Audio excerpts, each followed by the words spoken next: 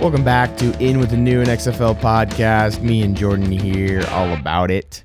What up, y'all? We were gone last week, but a lot has happened in the XFL in these past 2 weeks. No doubt. Week 4 and week 5 had just jumped off the map. I think for me, it's basically what's going on right now. Like, No one knows. we had the first couple of weeks where we're like, okay, these are the top teams, these are the mediocre teams, these are the really bad teams.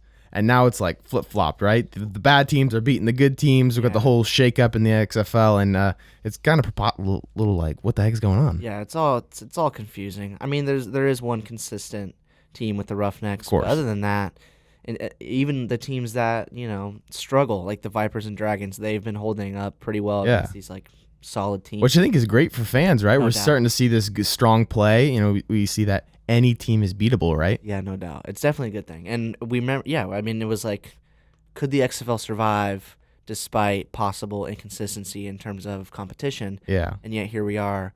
We have no idea where any game's going in terms of direction. So yeah, I mean, it's definitely a positive. But if it gets to the point where it's almost too unpredictable and too scattered, it might have the feel like, can we attach to any team? Because even with the Houston Roughnecks there, it was like, I was thinking at the end there, thinking, are they going to be able to pull this out? Yeah, it looked like, close. the Dragons jumped out to like, what, 17-0 lead over them right away. I think it's the same thing with the Vipers and Wildcats. The Vipers were up 17-zip against LA. Yeah. That was the score. That was 17-zip. I think it was 14-zip. Something like that. Yeah, it was a quick jump out for them. A quick strip sack No doubt. from PJ.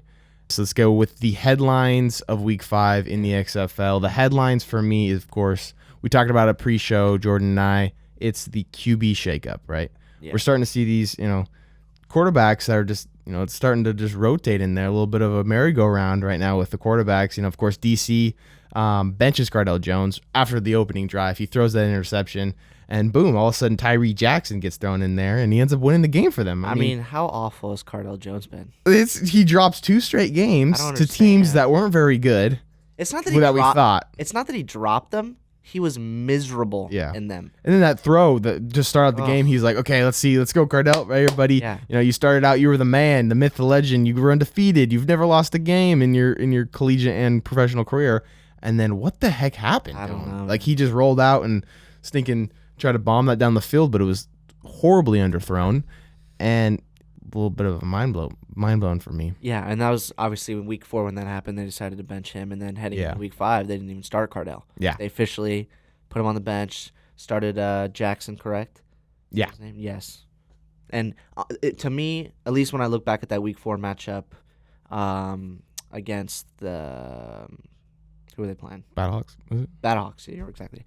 That game, it wasn't like Jackson did anything spectacular. Mm-hmm. There wasn't a single receiver that was even close to like 50 yards in terms of reception, passing, or whatever, receiving yards. Sorry, that's what I meant. And it was just the running game in that game that kind of carried. The running game really did kind of shoot them through that doubt. little, be able to carry that game for them and really took the load off of Jackson. Yeah, no doubt about it. So, but yeah, you're exactly right. Cardell benched, which really, I mean, it needed to happen 100%. I think surprising, yeah. It is, but it's very surprising, especially considering the first 2 weeks he was like the top quarterback in the XFL. Him and PJ Walker battling out. You're like, who's going to win the MVP? Exactly. Now it's like maybe even PJ just walk away with that trophy at the end there. But obviously the defenders aren't the only team. No. We talked about the Guardians. Let me just say this right off the bat to the folks at home. Micah is a wizard, all right? I don't know what he gets, this information from. He has some insider information. But the fact that the Guardians have now stuck with Luis Perez after that week last week against the Wildcats, his old team in LA, he was able to get the did they win that game? He did. Yeah. He totally won that game. And he comes into the next game and he starts that game too. They didn't even call on anyone else. Matt McGloin, the whole Matt McGloin drama, it seems like it's out the door. I mean, thanks for the props there, Jordan. But for me, it was like, I even said it. I said back in week 3, I said when they go into that game, it's going to be a little bit of a, Luis Perez is going to come with a chip on his shoulder if his number gets called and he goes and get that starting huddle.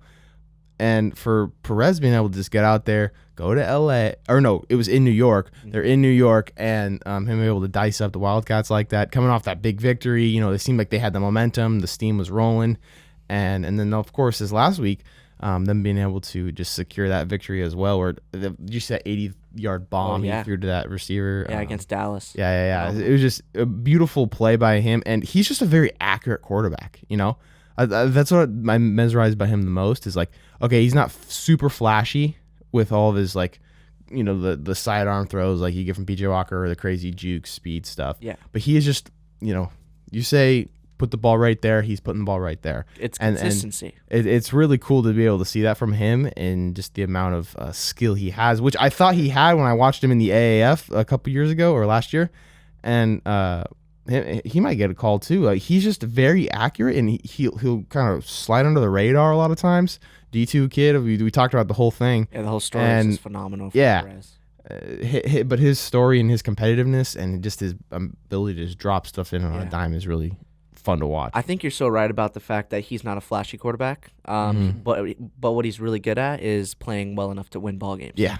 So since he's been the starter, 2 wins for the Guardians, which it seemed like at that one point when they lost 3 straight, they were just out of it completely, and now here they are. Yeah, and you see all of a sudden their quarterback starts playing well, then their defense starts playing well again. Sure. You see these amazing plays by the D line. The slap it down. Who was that? That was the Guardians' Ryan Mueller. Yeah, he bat that ball down and be able to take that in for 6. Just such an athletic play, and when you start getting good play on offense, then the defense feeds off of it, and the whole thing starts rolling for the Guardians, and it's good to see them 100% find that success. Yeah, you're definitely right about that.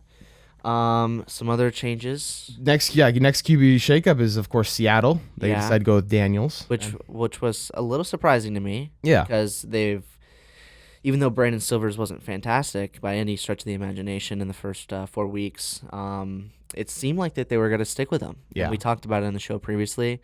It seemed kind of strange to bench him after he had the first 3-4 starts, but they aren't winning football games, so they decided to bring in Daniels, and he kind of mimics that same format that we've been talking about in terms of modern day quarterbacks. Agile quarterback, uses his legs.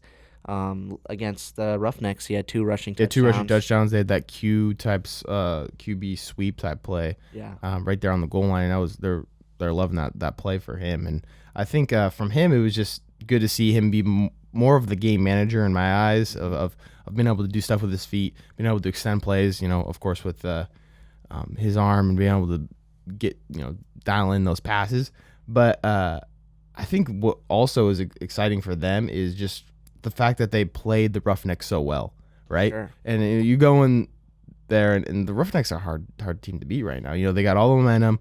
They've got the great players, PJ Walker, and you go in there like it almost feels like impossible, right? They're undefeated.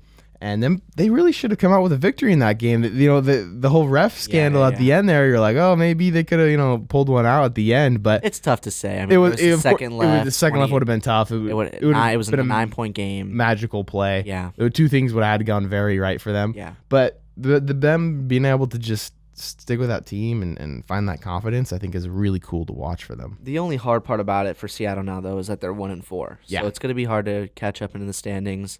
And it just kind of is a bummer for them because I feel like every single game they play, they always lose, tight games. Mm-hmm. They've lost every single time. I mean, the week before, when they played, they played the Battlehawks, and it was I don't know if it was a 1-score game, but it was a very close game, and Seattle wasn't able to come away with it. So they're having a tough time closing out games despite leads that they might have gotten. They had a 14-point lead in that game against Houston, and they weren't able to hold on. So Seattle, I think it's.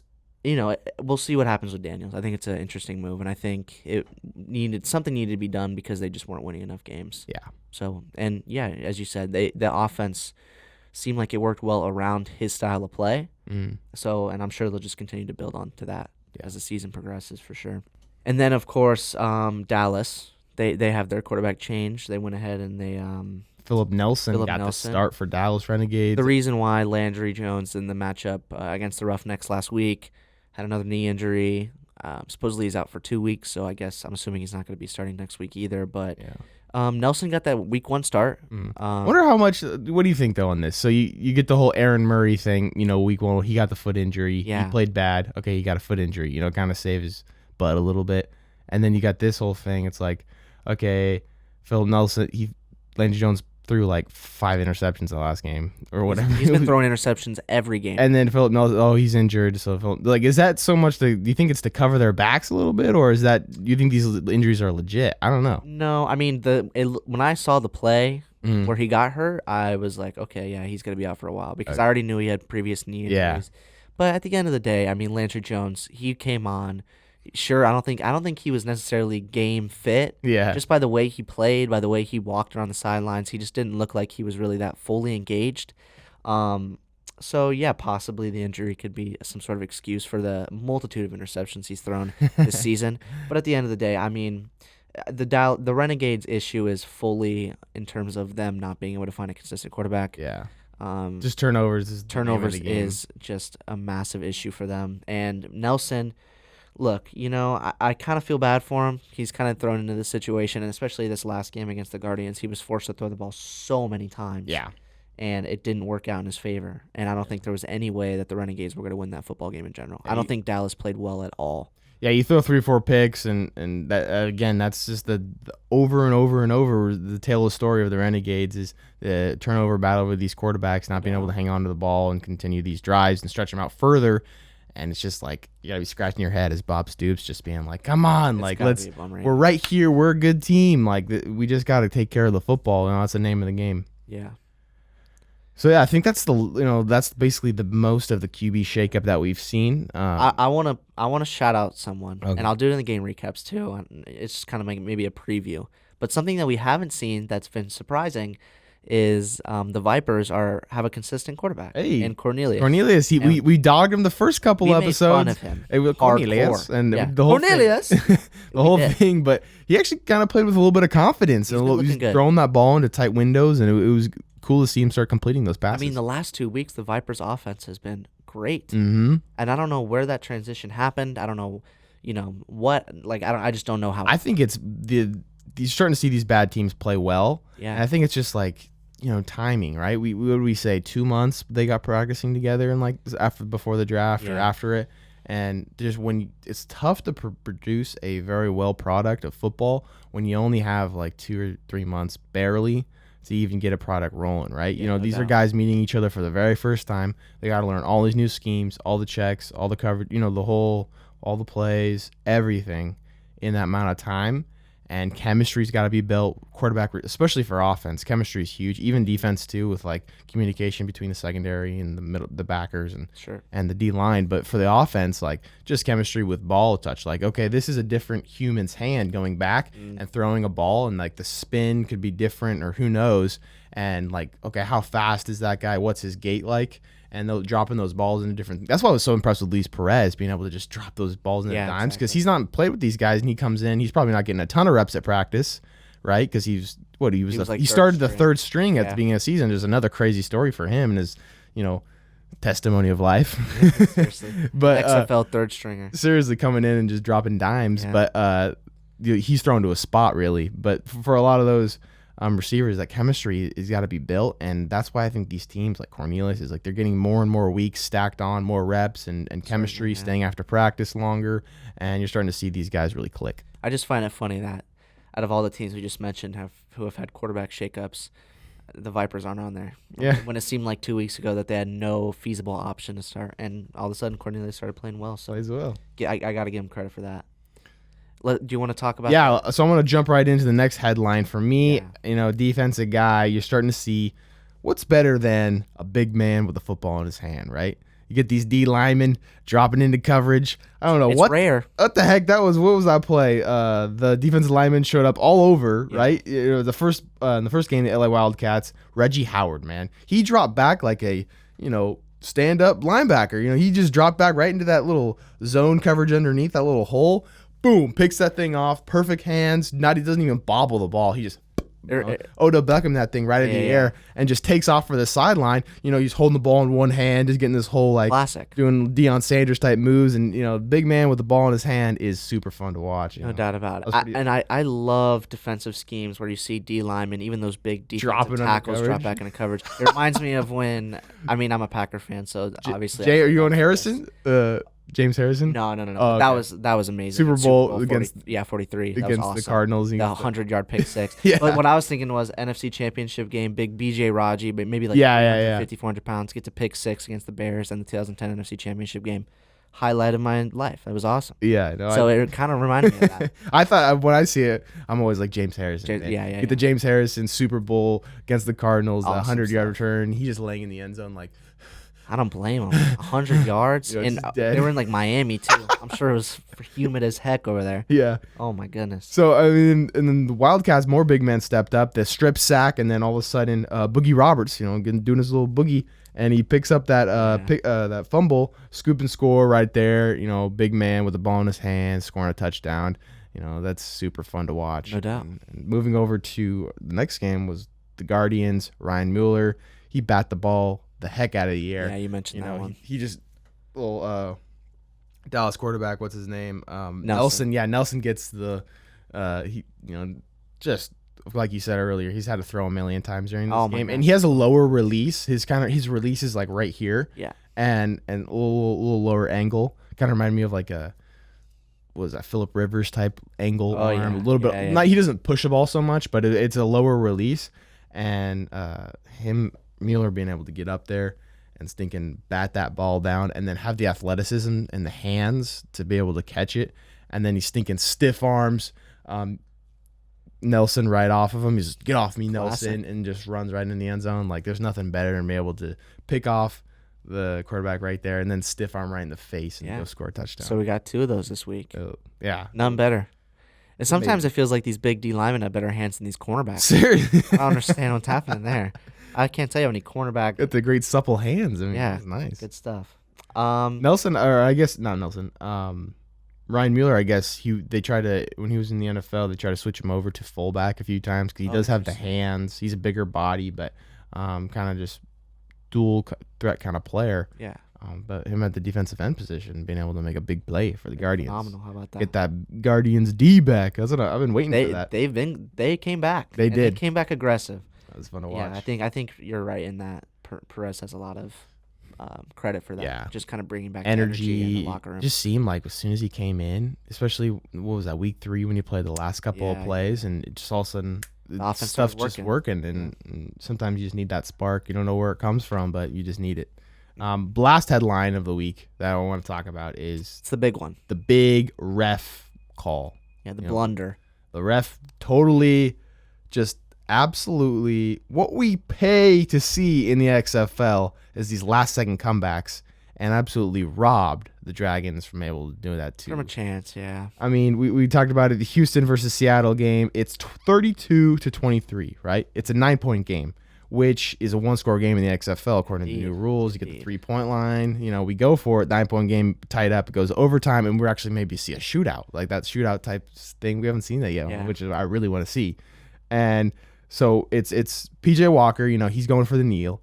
And it's 4th down. So 4th down, clock stops. Well, clock stops in general, but 4th down, it's over. Yeah, and even without that rule, the tackle was made when there was a second left on the Yeah. clock. He got both his hands on Walker when he was down, so the clock absolutely should have stopped. Yeah, so he takes it back, and then Walker kneels, and there's apparently 2 seconds left on the clock. The Dragons should have gotten the ball back with one last attempt on there. What was it? They're in the red zone, right? They're on the 22-yard line. But the ref called the game, and the clock had gone. He said the clock gone to 0. That's the ball game. Robbing the Dragons of any type of last second Hail Mary. It wouldn't even be a Hail Mary play. It'd be a 22-yard pass. Yeah, solid post route would have got him in. Yeah. But the thing is, for me, no question, the referees got it wrong, and as we saw, I mean, the XFL, this league has proven mistakes will cost you big time. So he ended up being suspended. Yeah. Which Reassigned is what they reassigned, called it. So whatever. I don't know what that means. He's going to I think that essentially means Foot Locker. he but- got dropped basically. But it's just so funny because and right when we saw each other yesterday, we talked about the XFL, and we talked about this week in that play and how the NFL is so polar in terms of the way that they treat referees through mistakes.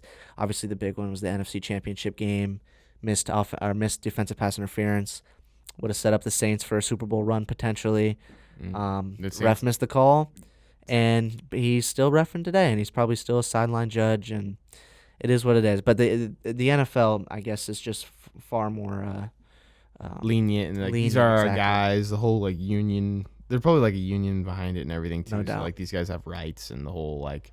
But you think about it, players and coaches, they lose big games or they lose games off of stuff like that. People get fired for that type Yeah, of I stuff. know. Like coaches get fired, players get let go, they get cut. And for a team like Seattle, who's 1-4, I mean, they're getting to that need that. potential where Yeah, like you know, that's like if they go in there and they somehow get away with a last second victory from the Roughnecks, that's huge for the Huge, organization. That's yeah. so you got to give them a chance, especially when it's within the rules of 2 seconds and the potential to, like we all want to watch, is this whole comeback period with the last 2 minutes and the fact that the 3-point extra point is available.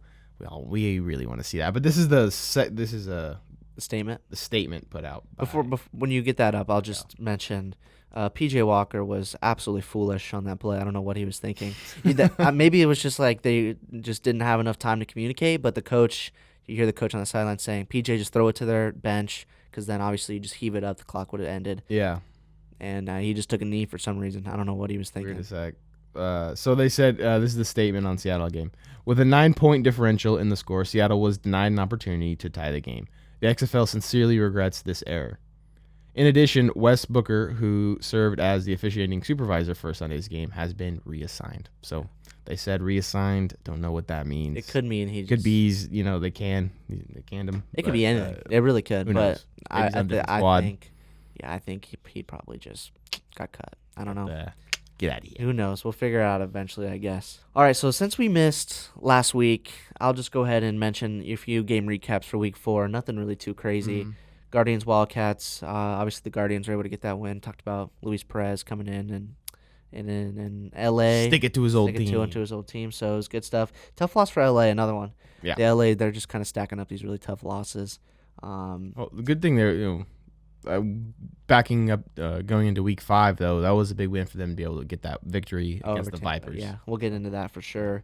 Dragons, Battlehawks. Not really a big surprise here, besides the fact that Daniels came in for Silvers. St. Louis, they just win. They win games. They struggled against the defenders, which was a shock, but they looked phenomenal against Seattle.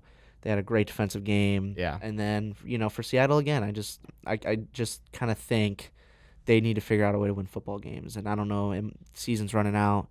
Schedule is just going to continue to stroll along, and with the unpredictability factor of it all, we'll see how they. I think with a lot of these teams that they have the poor records and they're starting to just now find themselves and play better football.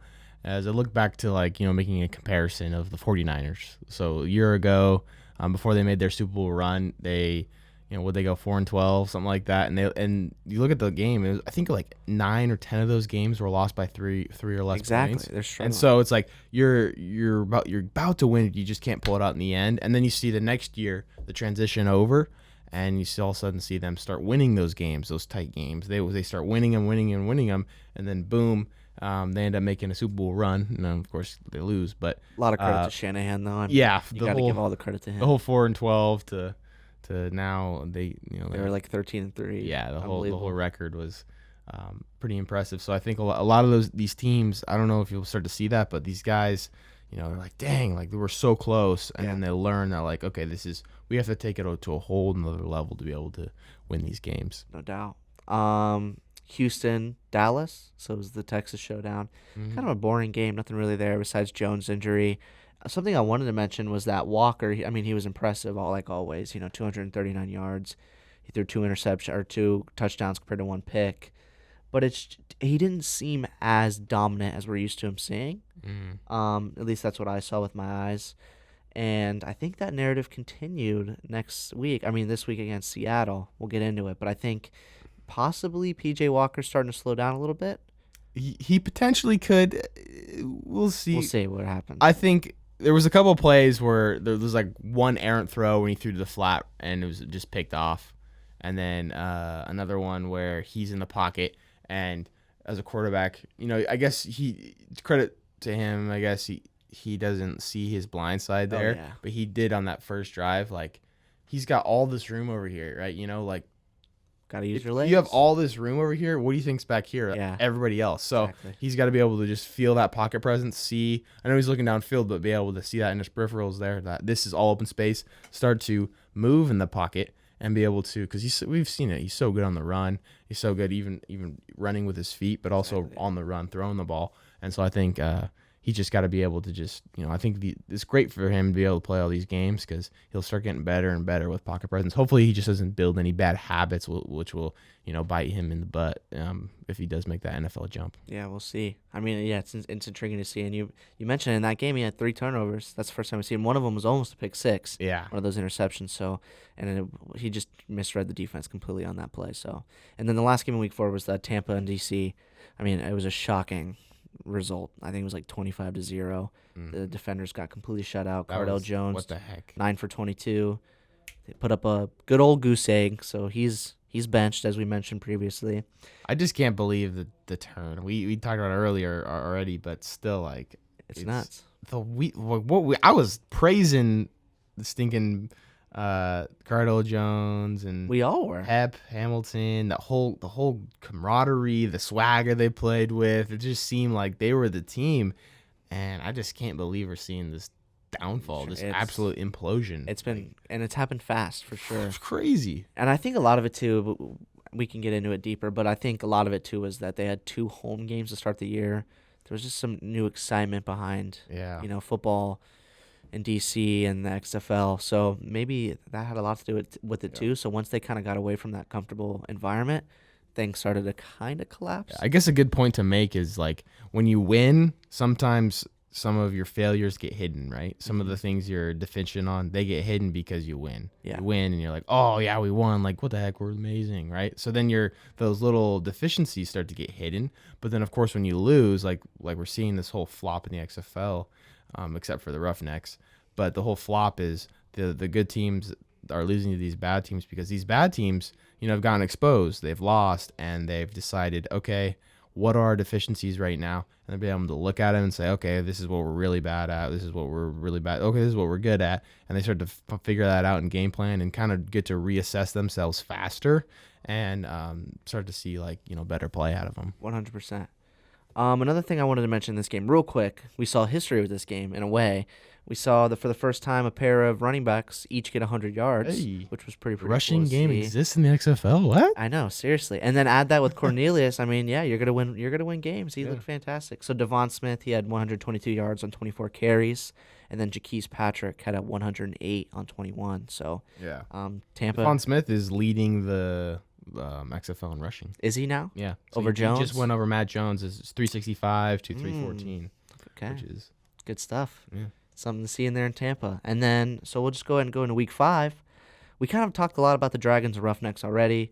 Talked about Walker's, somewhat inconsistencies. Talked about the final play that ended up being a fault by the officiating. And then we also talked about the 14-0 lead. And they had that in the second quarter. The Dragons did, but it ended up Houston kind of started getting hot. P.J. Walker started getting hot. Cam Phillips had another phenomenal game.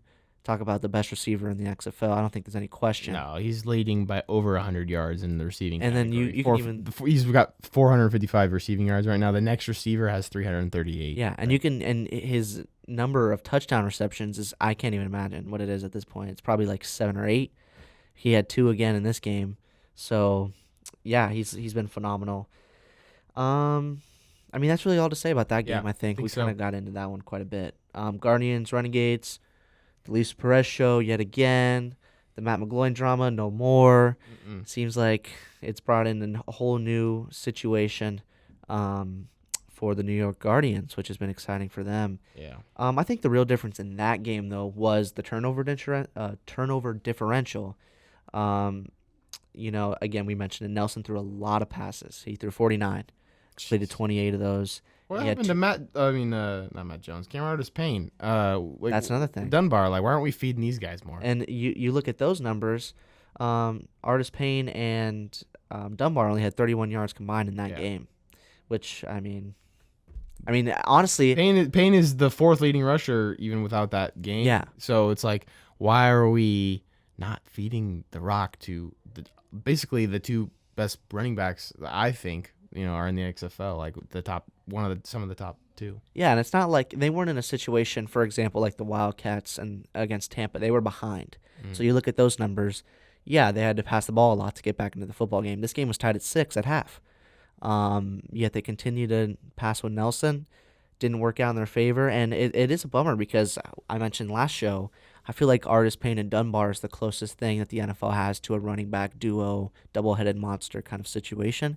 Yeah. Both guys had experience in the NFL, and they've looked fairly consistent for the past several weeks, but this week they just weren't given the ball enough. Yeah. And it hurt them. So move on into the next game there. Yeah, we can go ahead. Well, what do you think? What do you think's next for the Renegades, honestly? Because, the narrative has been said multiple times that we expect them to be the best team in the XFL, and now here they are. I think we just expected better from Landry Jones, and maybe we're harping into him too hard here because of the knee injury.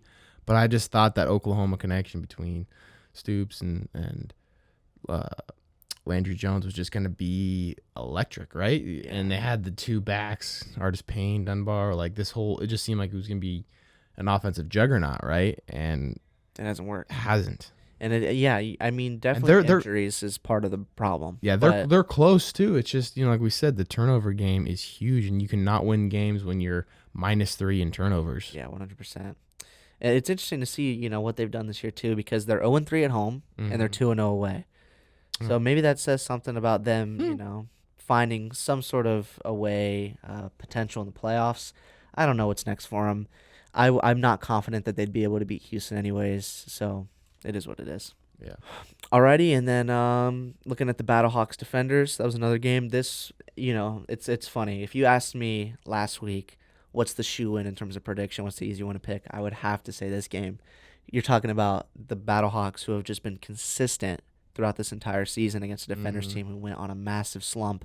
So I would have easily picked the Battlehawks in this game, but it didn't happen. Yeah. It didn't happen. That it was a Defenders game through and through. They did bench Jones, as we mentioned, started Tyree Jackson. But none of it mattered because it was the Jarrell Presley show, and he was the running back of this game. Yeah. He had 15 carries for 107 yards compared to Pumphrey, who was the starting back for he was the backup on this team. And Presley wasn't even the starter heading into this week, but he came in with the 107 yards compared to the guy who started last week in Pumphrey, who had 37. So now here we are, and possibly the Defenders, who were one of those teams that would use different schemes and different trick plays to coordinate their offense. Now they're looking like, okay, since we had to bench Jones, he hasn't been doing anything with the football. We might have to be a run-first football team. Yeah. And if I gave out the award for the XFL Player of the Week, it would be Presley, considering the fact that the team was at such a low and he was able to carry that offense. Yeah, putting football. Just like that, putting the team on your back and being able to just rush for all that stuff and say, we don't need to throw in this pass first league. Yeah, we'll go ahead and rush our way to a victory, and it was cool to see. No doubt. And then what's funny about it is if you look at the stats in this game, they're very deceiving because you look at how St. Louis performed. They had no turnovers. Jones, the back, got 70 yards, which obviously, isn't great, but he's been a fantastic rusher. They've been a run-first offense, 70 yards. It's not too bad in the XFL. They had a receiver go for over 100 yards. I think that's the first time that's happened all season for them. Yeah. Just because they've been such a run-dominant team. And they even led the game in tackling. So, defense performed well for the most part. So you hear all that, and you're like, how did the Battlehawks lose this game against this team? Yeah. And then you finally see the stats that start to show it. And the problem was that they could not get first downs consistently. They were 4 for 16 on third down. Yeah. They were 0 for 2 on fourth. And then when they were in the red zone, they went 0 for 2. So they just could not, they just weren't clutch in terms of offensive production. When you need to be good on offense, it's third down, it's fourth down, it's in the red zone. Those are the top keys parts of the XFL that we're seeing, especially with all these fourth down conversions that we're seeing. No doubt. And going for it because of the whole punt rule. You got to be clutch in those situations, and you got to be able to. Just football's football. If you can't score, you're not going to win, right? And it's simple, but it's true, right? 100%. When you're in the red zone as an offense, you got to put 6 points up. Yeah, and they just failed to do it. And realistically, I think this game's probably a fluke for St. Louis. I think they just really didn't execute well. I think they're going to come back next week. Unless for some reason, this trend continues. Then all of a where sudden if you get one loss, all of a sudden you just it's like the go Midas down. touch, right? You get the whole. It's crazy. It's like their touch. Like Yeah. The Vipers had it, and then all of a sudden, or no, the Wildcats had it, and then they gave it to the defenders, and the defenders give it, or the Guardians, and It's all just back the and whole. forth. It's all crazy. It's everybody. Everybody's gotten this touch at one point, but except for the Roughnecks. except for the Roughnecks, and I think the Battlehawks are the second best team in the league. Yeah. Really, I think they're made to win football games. I think this game was a fluke. I think they're going to be just fine heading into next week. As for the defenders, they're in an interesting situation now because it's not like their offense was phenomenal. So now I wonder, are they going to stick with Jackson, or maybe they decide they want to try again with Cardell next week? Who knows? See. Only time can tell. But overall, Probably got to go with the hot hand in this situation. I wouldn't be surprised to see Jackson out in there again. Yeah, I probably would agree with you as well. I mean, Cardell, there's something going on. I'm almost 100% positive it's a psychological thing. I don't think he has the talent. Yeah. It's just in his head. Yeah. Like ever since he had that bad game in week 4. Moving on to LA Last game. and the Vipers here. Vipers. We were, seeing this game. It's a little bit of a night game there in LA. Look fun under the lights. Yeah, on ESPN. And Josh Johnson. I should have put this in the headline segment, but one of the funniest parts of the whole XFL this weekend was this is the XFL, right?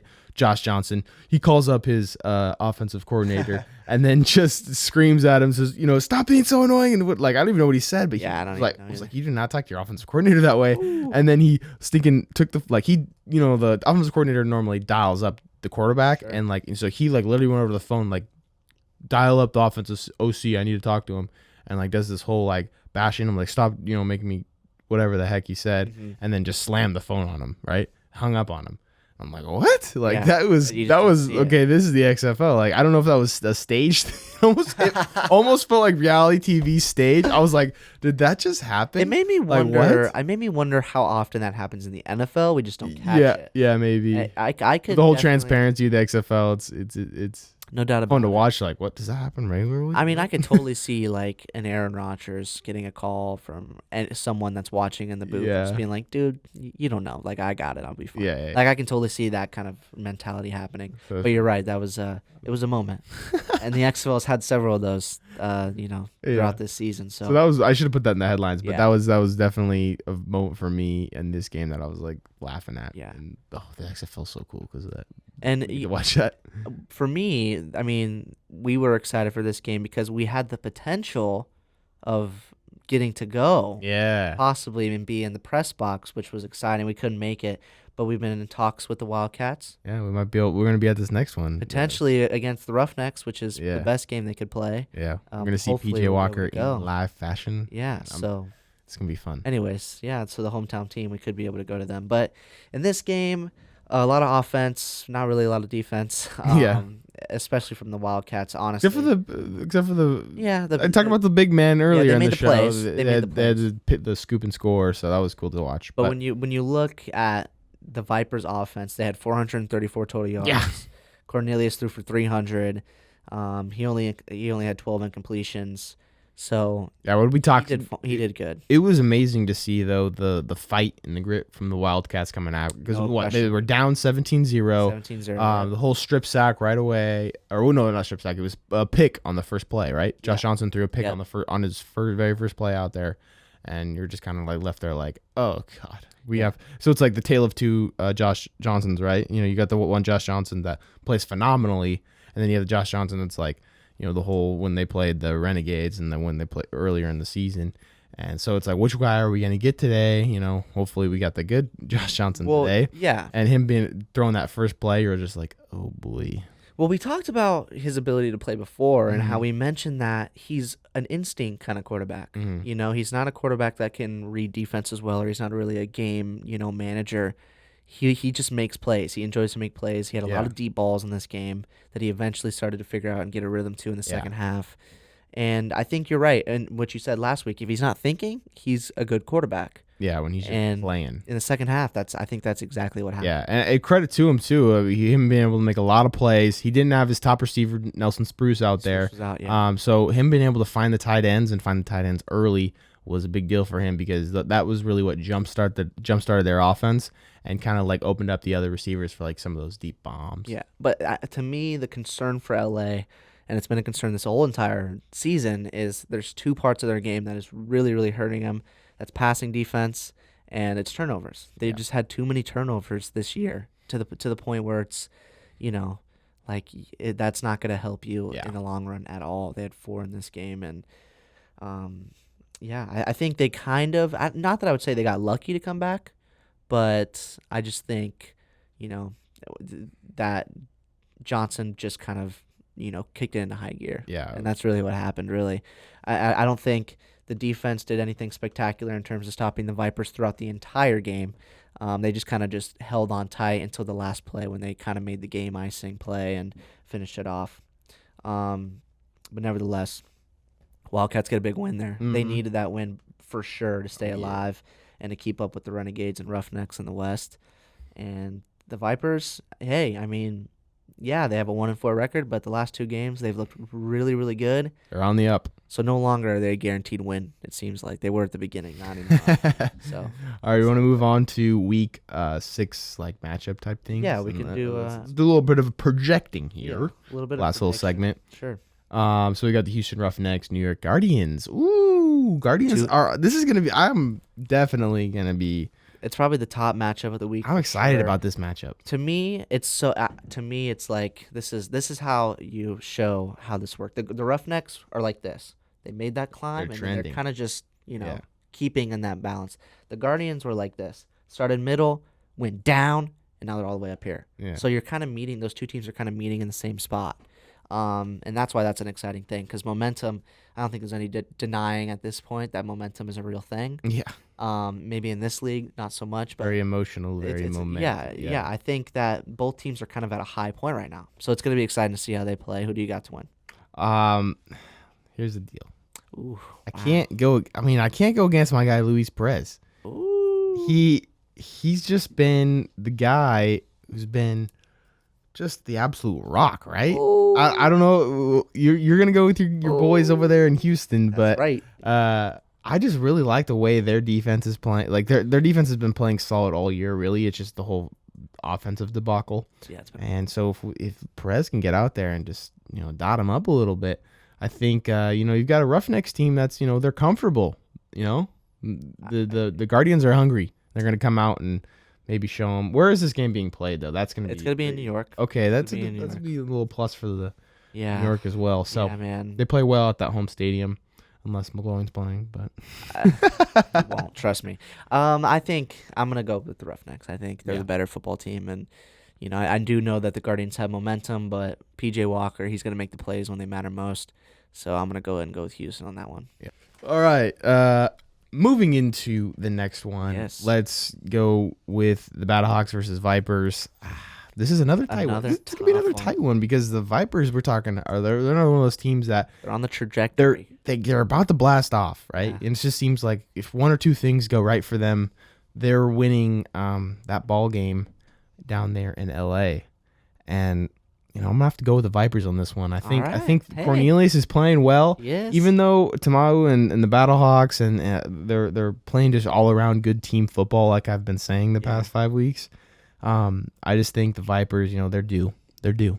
All right. Well, you know what? I'm going with the Battlehawks all right. here. So we got two different. There you go. I just think I think St. Louis is going to be motivated coming off their loss against DC, where they just didn't execute well, and I think they're going to come out and they're going to be fine. I think they're going to execute well. Yeah. Man, I'm looking at all these matchups, and we're moving into the next one with Dallas versus DC here. These are gonna be some tight matchups. Like I don't know who you could go either way with one of these teams. Both of these teams are just so underwhelming right now. I don't think there's anything exciting about either of them. The DC, you're hoping that they're gonna make this jump back, but Cardell, he probably won't get the start. Probably go with Jackson, and who knows who's gonna be at quarterback for the Renegades. I don't know if we're gonna go with Allen, or if we're gonna go with if Nelson. Landry. Oh, Nelson. I mean not Allen. Okay. Yeah. I said Allen. Nelson. Yeah. So who knows? Yeah, I don't know. Your guess is as good as mine. Both teams that don't really have any direction at the QB position right now. Well, I think I'm just gonna go with DC for winning this one. I'm gonna go DC as well, just because they're at home. I think that they've been pretty solid home. That's the reason I picked them too. They're 3-0 at home. Home game. So I'm gonna go with them. Yeah. All right, next one. Last game, LA versus Seattle. Once again, I feel like the Wildcats are always the last game. I don't know what that's about, but yeah. They're always on Sunday. They only play on Sunday. I noticed that. Yeah, that's weird, isn't it? They haven't had a Saturday game all year. So. I don't know. I can't get over the fact that Seattle just doesn't win games, close games, and I feel like, they're going to have a tough time containing Johnson if he continues to perform the way he has been. And Spruce, is he going to come back next week? I don't know. I don't know. I was originally thought he was going to come back this last week, but I guess injury was a little worse than I thought. But hopefully he does make it back. I have to go with the Wildcats here. I think they have more to play for than the Dragons right now in terms of the standings. So I'd go with the Wildcats. Yeah, I think the Wildcats, even though the Dragons are faithful, who knows with the whole coronavirus thing going around if the Dragons will have a home stadium, because their crowd has been electric, right? Yeah, with the whole Seattle thing, I think that's right in the epicenter of where a lot of the deaths were happening. Right? Well, there's been talks of the Sounders, which is the MLS team. Having to relocate some games because of that whole situation. So who knows with that whole setup? This game is actually in Seattle. If that'll affect the fandom, are there gonna be even fans showing up to this game? If not, that'll be weird as heck. Yeah, we'll see. A quiet football game because of the that'd be a nightmare. Why would you play? Nightmare. But I'm gonna go with the Wildcats too, because that whole situation and who knows? They might not have their beloved home 12th man there up there. We'll see what happens. I just wanted to end the show real quick, kind of giving just a playoff rundown since we are mid-season at this point. We're past week 5, heading into week 6. The way that this league is run is there's a East and a West division. Right. Each division has 4 teams. In the East, it's the Defenders, Battlehawks, Guardians, and Vipers. And in the West, it's the Roughnecks, Renegades, Wildcats, and Dragons. Yeah. So right now we're kind of looking at a situation where in the playoffs, the top teams in the East and the West face off, those being the top 2 teams, and then the victors of each division goes into a final matchup. I just kind of want to get what you think is going to happen in terms of playoffs. What do you what teams do you see kind of making it out of each division? And where are you at right now? It's tough to forecast anything right now with this league. 100%. Of course, we thought, who knows if somebody else is going to pull a DC Defender thing where all of a sudden they start tanking, or maybe the Defenders start getting better again. But right now what I see is, of course, in the West, we have the 2 Texas teams. We've got Seattle and LA, right? Yeah. So the 2 Texas teams, I think you're going to find the Roughnecks I'm going Roughnecks and Wildcats. I think they're going to be in that playoff margin because it's the 2 teams that they'll take in that semifinal. And then on the East, this is going to be a tough one because so many of these teams are playing so well in the East now. We got the Guardians are starting to play better. The Battlehawks are playing well. The Vipers are getting better. It's this whole thing. Even though, so I'm definitely gonna think maybe on this one because the Defenders could end up pulling it. It's gonna be close in the East. Well, right now the Defenders, Battlehawks, and Guardians all have a 3-2 record. Yeah. So they're all sharing the top of the standings in that sense. So who's gonna end up edging each other out? For me, I believe in the Defenders. I think they're gonna get back on track eventually. And then I also believe in Luis Perez Guardians, and I think they only got up from here. So I'm saying Battlehawks don't make it. That's a hot take there, but I think hot take. I think the Defenders and Guardians will be in that slot. And then who do I think is going to win the semi-playoff? Yeah. I don't know, but let's just go. I'm staying on the hot hand, Luis Perez, boom, and then I'm going to go Houston Roughnecks, boom. And I think this next weekend is going to be the finals matchup. The finals matchup. We're going to see Houston Roughnecks versus Guardians. The preview. I could be wrong, but that's just where my forecast brain and the way things are playing out now. Who knows? Wow. 2 weeks later, I may look like an idiot because all of a sudden the Roughnecks have tanked. But I must say, dude, you You're a wizard at this. Hopefully. Predicting stuff. So I'm kind of nervous that you picked the Battlehawks not to make it because I want to see the Battlehawks in Yeah. there. I would love to see them. They're definitely my favorite Playoffs. uniforms. Favorite uniforms. Probably my favorite home environment was Yeah. watching them play. In Oh St. yeah, Louis. yeah. I would love True. to see the Battlehawks make it. I think at this point you'd be foolish not to pick the Roughnecks out of the West. Mhm. But I do agree with you in the sense that it doesn't seem like the Renegades are going anywhere. The Dragons, I don't have any faith in them. The Wildcats, on the other hand, they have been scoring the ball well, and I think at the end of the day they will be able to make it and get past Dallas. So I would agree with you in the West matchup. The East is really, really difficult. Yeah, it's. The only team that I'm confident in picking is the Battlehawks, which Okay. is I had ideal. them stay out. Yeah. And right now I'm eager to pick the Guardians over the Defenders, just because I don't know if the Defenders are going to be able to get a lot out of their Tyree Jackson, and I don't know if Cardell Jones can come back and really prove anything to me again. I don't know. There's just so much questioning on the DC side right now, so I would also go with the Guardians and Okay. the Guardians Battlehawks, Guardians battle. and I want to see the Roughnecks Battlehawks final. That's what I want. Roughnecks battle. I've been wanting that since week 2 when they played. It was a great Yeah. game. It felt like that was a Yeah. playoff type game. Yeah. So So that's where we're at. But yeah, it'll be exciting to see how this continues. It's gonna be interesting to see. Like, I'm assuming a lot of these teams are gonna have the same record once the season. and we're gonna comes come to down an to end. point differentials, Yeah, that it's whole gonna be- it's thing. gonna be Maybe fun. see how that all works out. But It's gonna be fun for sure. yeah, so that was a great episode, I think, Yes, right sir, there. Mike, it Let's was go. Thank you guys for tuning into In with the New and XFL podcast. That's Mike right. and Jordan here. We thank you so much for listening and continue to like and subscribe. Please click stuff, share stuff. We're trying to build this brand, right? Right. And we're getting Build this brand for their brand. Yeah, XFL. building the whole thing for the love of football, baby. Yes, sir. All right, we're out.